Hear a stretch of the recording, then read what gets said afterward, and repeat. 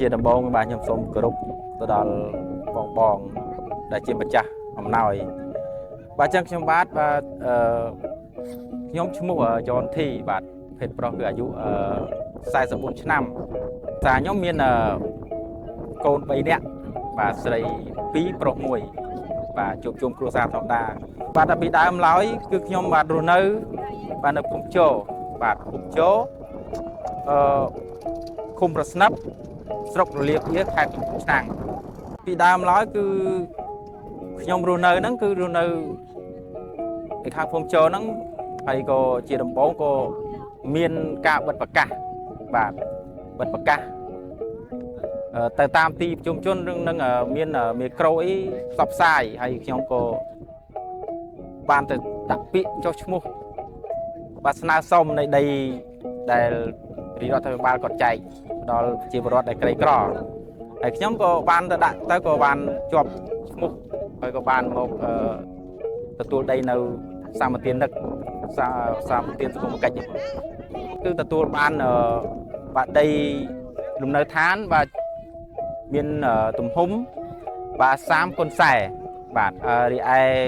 ដីកសិកម្មនោះគឺមានចំនួន1 ហិកតាបាទបច្ចុប្បន្ននេះតាំងតែពីខ្ញុំបានចូលមកនៅដីលំនៅឋាននៅដីសាមគ្គីនឹកនេះគឺខ្ញុំបានចាប់ផ្ដើមដាំដំណាំខ្លះលក្ខណៈដំណាំគ្រួសារបណ្ដើដើម្បីទុកហូបខ្លួនឯងបាទមូលហេតុដែលខ្ញុំ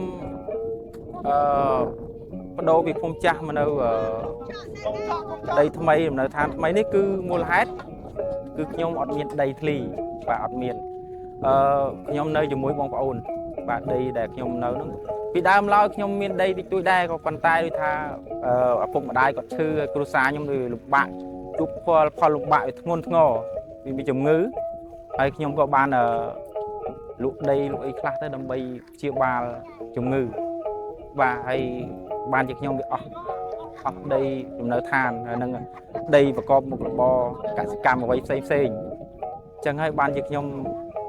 ស្នើសុំទៅហើយក៏រដ្ឋាភិបាលគាត់ចុះផ្ទាល់មើលថាភាពជាក់ស្ដែងចំពោះខ្ញុំតើលក្ខណៈថាទីទាល់អត់ប៉ុណ្ណាអញ្ចឹងខ្ញុំជាប់ឈ្មោះមួយជាអ្នកជនក្រីក្រមួយអ្នកនៅក្នុងចំណោមបងប្អូនយើងចំនួន200គ្រួសារជាងនៅក្នុងដីសាមគ្គីនឹកនេះដីកសិកម្មខ្ញុំទទួលបានទំហំ1 ហិកតានេះគឺខ្ញុំមានគោលបំណងធ្វើជាខែរដូវវស្សាវាមាន2រដូវវស្សាអញ្ចឹងយើងដាំជាដំណាំវស្សាដូចជាស្រូវបាទសណ្តែកបាយពីទទួលផលដំណាំស្រូវខែវស្សារួចហើយគឺខ្ញុំមាន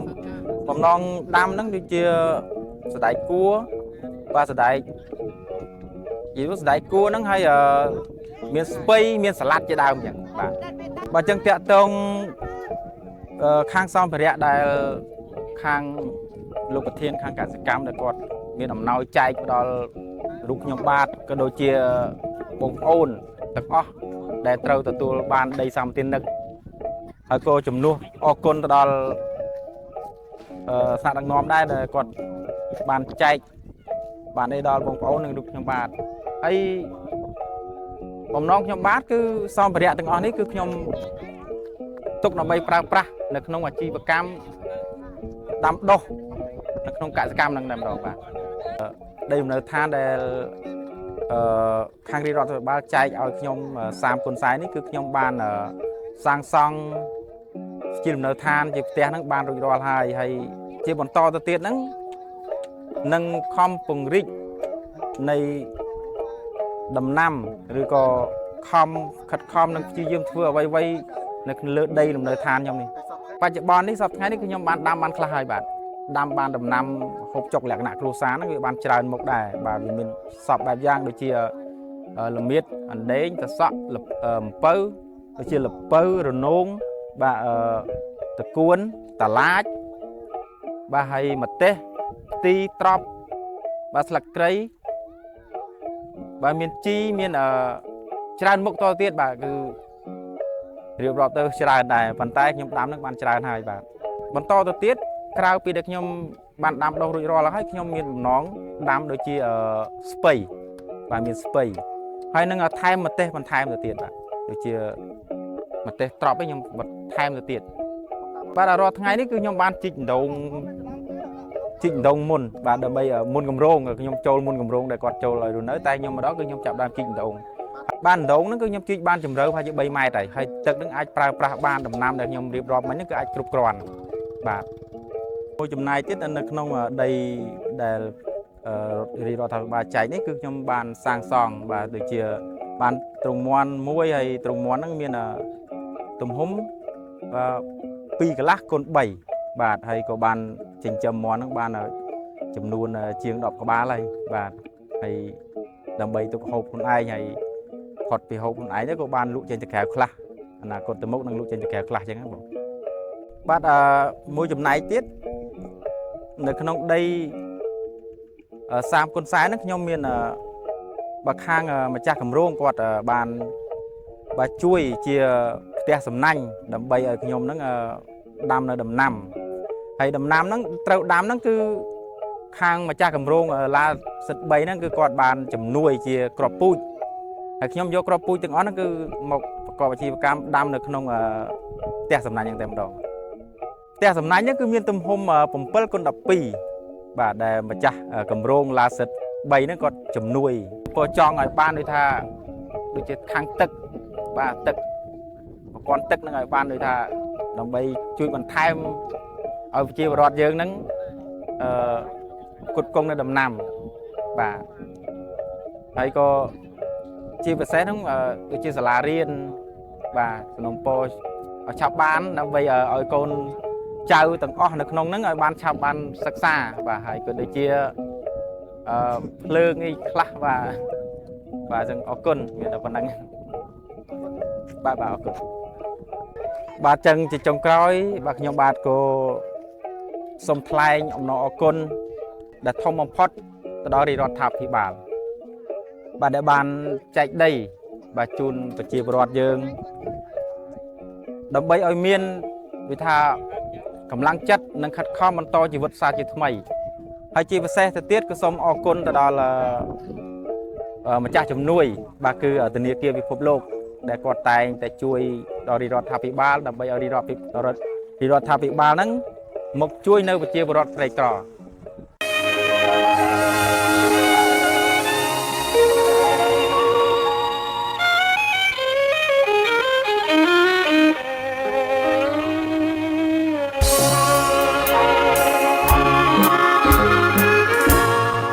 កំពុងឆ្នាំងជាស្រងកំណាត់ចំប៉ាអឆាតប្រងស្រអែមជ័យខ្ញុំឃើញតាំងពីមិនទាន់ពេញវ័យដល់អូនណាដឹងក្តីរូបអស់ដាច់គេខ្ញុំដើរច្រើនស្រុកទោះចិនទួងឆ្ងាយចំប៉ារៀងអាយមិនស្មើអូនទេ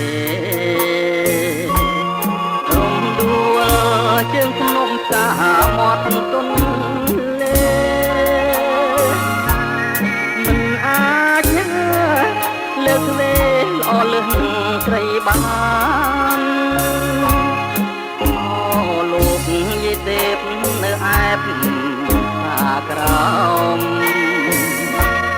តែជើលួងលោមរូបស្រីឲ្យបានមានតែយាយទេជាផ្លូវជាស្ពានកាលណាខ្ញុំបានខ្ញុំថ្វាយភ្លេងការចំប៉ាផ្សាលើសូមផ្ញើដួងចិត្តផ្ញើទាំងជីវិតលួងអស់សង្ខារស្រអែមមានបងតែអូគុំ